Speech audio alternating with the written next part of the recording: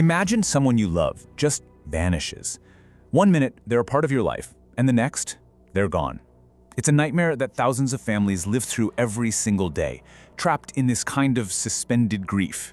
But what if I told you that this personal hell is actually part of a much larger, almost invisible crisis? And what if the stories that we all hear are only a tiny fraction of the truth? To really get a grip on just how huge this issue is, we have to start small, with a single story. A story that has baffled investigators for over 50 years and has become one of the most infamous cold cases in the entire world. Meet the Beaumont children. It was a hot Australia day, back in 1966, when Jane, Arna, and Grant took a 5-minute bus ride to the beach near their home. They were seen playing in the water, buying some snacks, and talking to a tall, blonde man. But they never came home. And despite one of the biggest police investigations in Australian history, no trace of them has ever been found. They just vanished. Okay, now hold the story of those 3 children in your mind and look at this number. 600,000. That's how many people are reported missing every single year in the United States alone. Think about that jump, from one family story that has lasted decades to a number so huge it's honestly hard to comprehend. This isn't some rare tragedy. It's a constant, rolling crisis happening all around us. For the families who are left behind, life just stops. It becomes this permanent state of limbo. And this quote, it just gets right to the heart of it. It's not just about grieving someone who's gone. It's this relentless, exhausting cycle of hope and despair, an open wound that can't ever really heal because there's no ending. I mean, what would you even do in that situation? How do you move forward? So the days turn into weeks, and the weeks turn into years. The hope for a safe return starts to fade, and a much darker possibility takes its place. When all you're left with is silence, where do you even start looking for the truth? Well, this is where that agony of not knowing runs right into the cold, hard science of finding out. This is where forensics comes in, trying to give names back to the nameless and, hopefully, some kind of closure to the people left waiting. You know, the process of identifying human remains isn't random at all. It's incredibly methodical. It really follows these 3 key stages. First, investigators have to gather every single piece of information they can find about the missing person. Then, if remains are found, they are recovered with extreme care. And finally, in the lab, the really painstaking work of analysis and matching begins. That first stage, the research, it's all about collecting something called Ante-Mortem Data, which is just a technical way of saying information from before death. Investigators will talk to everyone, family, friends. They pull dental records, medical files, old police reports. They're essentially building the puzzle of a person's life, trying to create this unique profile that one day might get a match.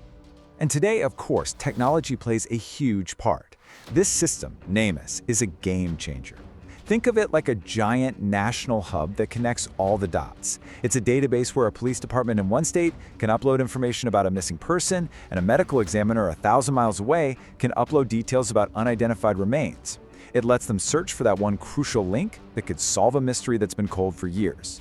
And all of this leads us to that final stage, the lab. In here, every single fragment is a potential clue.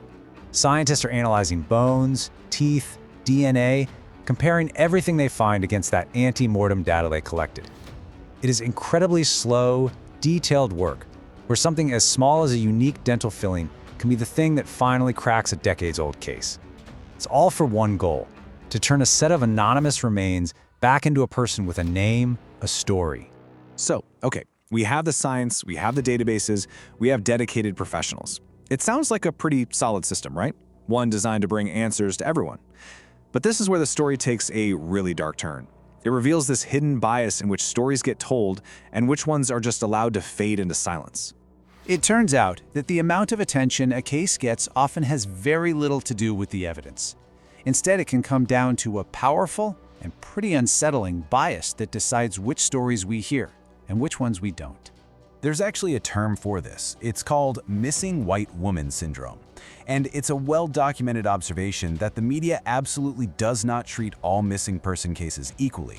Study after study has shown this huge disparity, where the disappearance of a young white woman is far more likely to get intense, round-the-clock news coverage compared to literally anyone else. This chart really lays it out in black and white. The level of media coverage for missing white women is just dramatically out of proportion compared to the actual percentage of who is missing. This ends up creating a totally skewed public perception of who is actually most at risk. The real question, though, is why? Why does this even happen? This quote from the research really sums up the devastating result.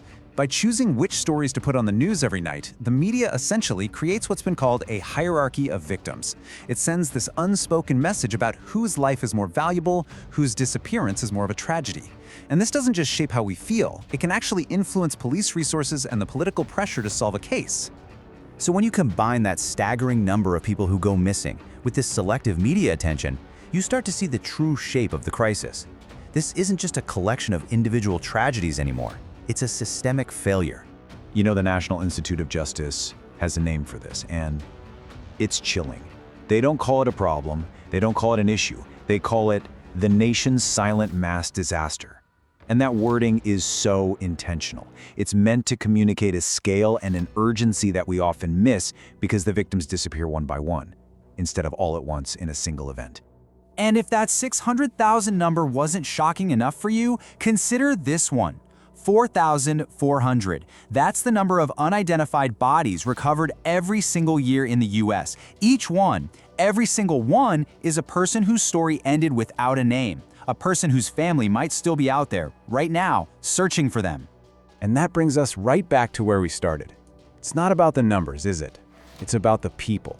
Behind every single statistic, every cold case file, every single news report that does or doesn't get made, there's a family just like this one, holding on to a memory, trapped in that agonizing state of not knowing.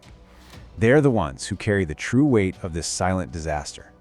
So this is the thought I really want to leave you with. Every single person who goes missing has a story, but we as a society only hear a very select few. So does the silence around all those other stories mean their lives are less important? Or does it mean that we have simply chosen not to listen? Let me know what you think in the comments.